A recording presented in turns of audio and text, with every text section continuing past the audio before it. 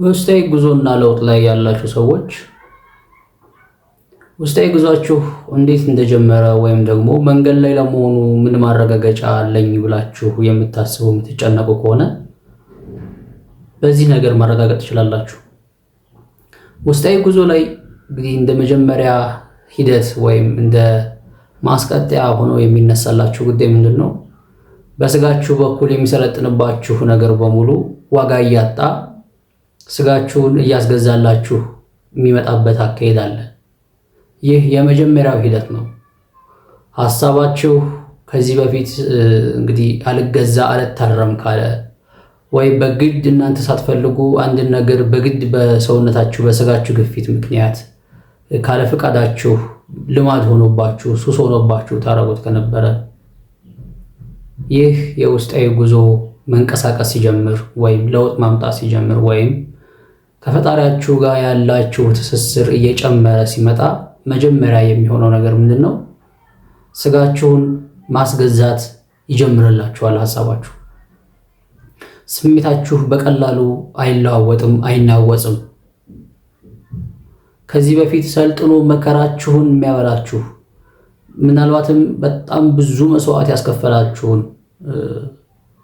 አመላችሁን በአንድ ጀንበር ምን እንደተፈጠረ ሳታውቁ ተለውጦ በእናንተ ቁጥጥር ስር ገብቶ የአመል ከናካቴው ጣፍቶ ሲያርፍ ታገኙታላችሁ። ይህ እጅግ የሚያስደስትና ሐሴት የሚያሞላ ቢመስልም እንዴት እንደተለወጣችሁና በእናንተ ውስጥ ምን ተፈጥሮ እንደዛ እንደመጣ ግልጽ የሆነ ነገር ስለማይኖር ግራ አጋቢ ነው። ግራ ገብቷችሁ ሁሉ ወደዛ አመል እንዴት ወጣው ብላችሁ ለመመለስና ቼክ ለማድረግም ሁሉ ልትሞክሩ ትችላላችሁ። ግራ ከማጋባቱ የተነሳ ሰውነታችሁ ከዚህ በፊት አድርጎት እንደማያውቀው አዲስ እንግዳ ነገር ይሆንበታል። ስንት ዓመት ሙሉ ስታደርጉት የነበረው ነገር ማለት ነው። በዚህ ውስጣዊ ጉዟችሁ መንገድ እንደጀመረ በትክክለኛው መስመር እንደያዘላችሁ የልባችሁ መሻት ዝም ብሎ እንዳልሆነ ዝም ብላችሁ እንደማትወጡ እንደማትወርዱ ትስስራችሁ ከማን ጋር እንደሆነ ሊያመላክታችሁ የሚችል ነጥብ ነው አሁን የነገርኳችሁ ነጥብ። ነገር ግን ዝም ብሎ የሚመጣም ደግሞ አይደለም።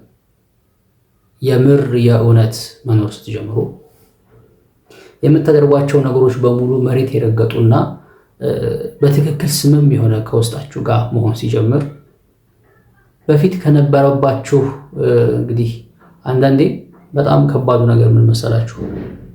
በአእምሯችን የምናስበው ነገር እውነት ይመስላልና ወደዚህ ዓለም ልንተገብረው ስንሞክር ውሸት ሆኖ እናገኘዋለን። ስለዚህ ውሸት ነው ብለን እንዳንመልሰው ኦልሬዲ ለማውጣት ሞክረናል። ሰው አይቶናል። ወይም ደግሞ ለራሳችን መዋሸት ስለማንፈልግ ወይም አንችልም ማለት ስለማንፈልግ ያንን ሐሳብ አእምሯችን ውስጥ ከመጣልን ወይም ካካሄድ ወተን በሌላ መንገድ ስናደርገውና ስንተገብረው እንገኛለን። ይህ ነገር በእኛና በውስጣችን መካከል ቅራኔ በማምጣቱ አብዛኛውን መግራት ያቀተናል። እንዴት አድርጌ ነው አእምሮዬ ውስጥ የነበረውን ማንነቴ በዚህ በምድሬ ውስጥ መኖር ሞክረው ስትሉ በጣም የሚከለክላችሁ ብዙ ነገር አለ። ይሉኝታው ምን ይሉኛል ማለትን፣ ማህበረሰባዊ ተጽዕኖ፣ የጓደኛ ተጽዕኖ፣ የስራ ባልደረባ ተጽዕኖ፣ በዙሪያችሁ ያሉ በጣም ብዙ እንግዲህ የቤተሰብም ተጽዕኖ ጭምር ሊሆን ይችላል። ይህንን ሐሳባችሁን በነፃነት እንድትኖሩ በአንድም በተዘዋዋሪ ይከለክላችኋል። ውስጣዊ ጉዟችሁ ላይ ስትሆኑ ብቻ ነው ምን ያክል ከባድ እንደሆነ ልታረጋግጡት የምትችሉት። ከዛ ውጪ በዕለት ተዕለት ኑሯችሁ ውስጥ ምናልባትም ላታዩት ስለምትችሉ ብዙ ተጽዕኖ ላይፈጥርባችሁና ላይረብሻችሁ ይችላል። አንድና አንድ ውስጣዊ ጉዞ ማድረግ ስትጀምሩ፣ ውስጣዊ ጉዞ ማለት በነገራችን ላይ የእናንተን የመጣችሁበትን ዓላማ ለማወቅና ማን እንደሆናችሁ ከፈጣሪ ጋር ያላችሁን ትስስር ለማጥበቅ በተፈጥሮ ውስጥ ያላችሁን ሚና ለመረዳት ብላችሁ እንግዲህ ማንም የሚነግራችሁ ስለሌለ በራሳችሁ ውስጥ በሆነ የምትጓዙት ጉዞ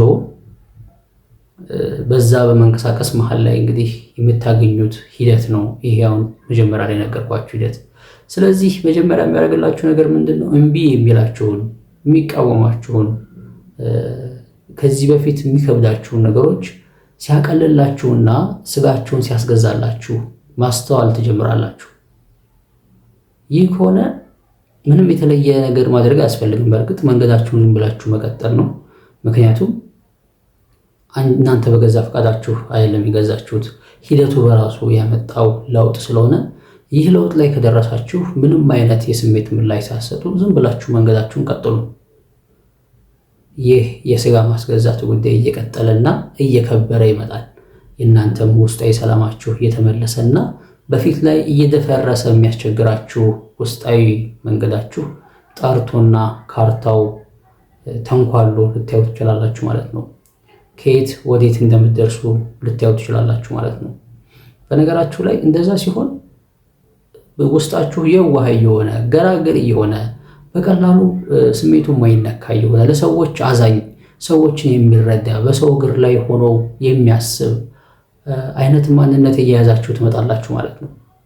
መጥፎ ነገርን ከውስጣችሁ የምታርቁ ትሆናላችሁ። በቀላሉ ሰው ማኒፑሌት የማያረጋችሁ የማይቆጣጠራችሁ ትሆናላችሁ ማለት ነው።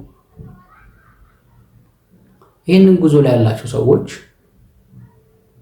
እኔ እንግዲህ ከብዙ ዓመታት በፊት እንደማውቀው ይህንን ሀሳብ የምነግራችሁ ነገር ወይም አስረግጬ ወይም እርግጠኛ ሆኜ የምነግራችሁ ነገር ምንድን ነው?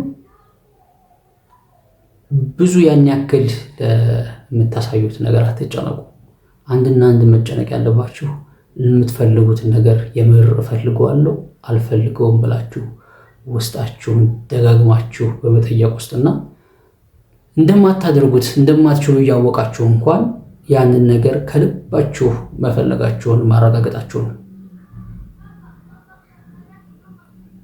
በዛ መልኩ ነው የሚሰራው እንጂ ያንን ለማምጣት በምታደርጉት ውጣ ውረድ፣ በምታዩት ነገሮች በሙሉ፣ በምታነቡት መጽሐፍ፣ በምትሰሙት ወሬ በምናምን ውስጥ አይደለም የሚመጣው፣ ወይም በምትከተሏቸው ሰዎች በኩል አይደለም የሚመጣው። ምክንያቱም እዚህ ላይ ወይም ወደዚህ ዓለም ስትመጡ ብቻችሁን ነው። ከዚህ ዓለምም ስትሄዱ ብቻችሁን ነው። ማንም አብሯችሁ የሚሆን የለም። ስለዚህ ይህ ጉዞ የብቻ ነው ማለት ነው። ከልጅነታችሁ ጀምሮ በምታውቁት እናንተነታችሁና አሁንም ከእናንተ ጋር ባለው እናንተነታችሁ የሚያማክራችሁ፣ የሚወቅሳችሁ፣ ግራ የሚያጋባችሁ ሁሉ ማንነታችሁ አንድና አንድ እናንተና አንድና አንድ እናንተ ናችሁ። ሌላ ማንም የለም። በዛ ውስጥ ነው ፈጣሪ ሐሳቡን የሚያስተላልፍላችሁ። በዛ ውስጥ ነው ተፈጥሮ እናንተን ልትረዳችሁ የምትነሳው። በዛ ውስጥ ነው እንግዲህ ጥበብ ትገኛለች ተብሎ የሚታሰበው። አስተውሎታችሁ የሚጠነክረው ከዛ በኋላ ነው። የምታውቁት እውቀት ምድር ላይ እንዴት ተከስቶ ሊመጣ እንደሚችል የምትረዱት እና የሚገባችሁም ከዛ በኋላ ነው። የመጀመሪያው ግን የምር የእውነት ከልባችሁ አንድን ነገር መፈለጋችሁ ነው።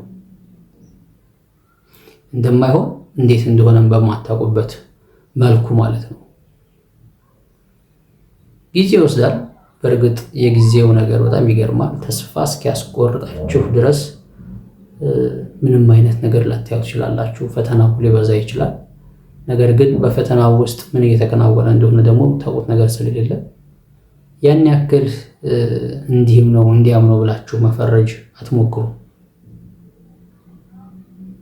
ያንን በደረጋችሁ ቅስፈት እንግዲህ ከሰው ልጅ በላይ የሰው ልጅን ደህንነት፣ የሰው ልጅን ነፃነት የማይፈልጉ ኃይላት መግቢያ በር ስለሚያገኙ በስሜት ነውና መግቢያ በር ደግሞ የሚያገኙት በቀላሉ አታናጉት። ስሜታችሁ የሆነ ስቴብል የሆነ ስቴት ይኖራችሁ። በዛ ውስጥ ከሆናችሁ እመኑኝ አሁን ያልኳችሁ ነገር ሲገጥማችሁ ታያላችሁ። የመጀመሪያው ምልክት እና ልታስተውሉት የምትችሉት ነገር ግን ስጋችሁ መጋራትና መገዛት ይጀምራል። እናንተ አድርግ የምትሉትን ነገር በቀላሉ ሲያደርግላችሁ ታያላችሁ። በፊት ላይ ሲያስቸግራችሁ የነበረ ነገር አሁን ላይ በጣም በቀላሉ የሚሆን ነገር ሆኖ ታዩታላችሁና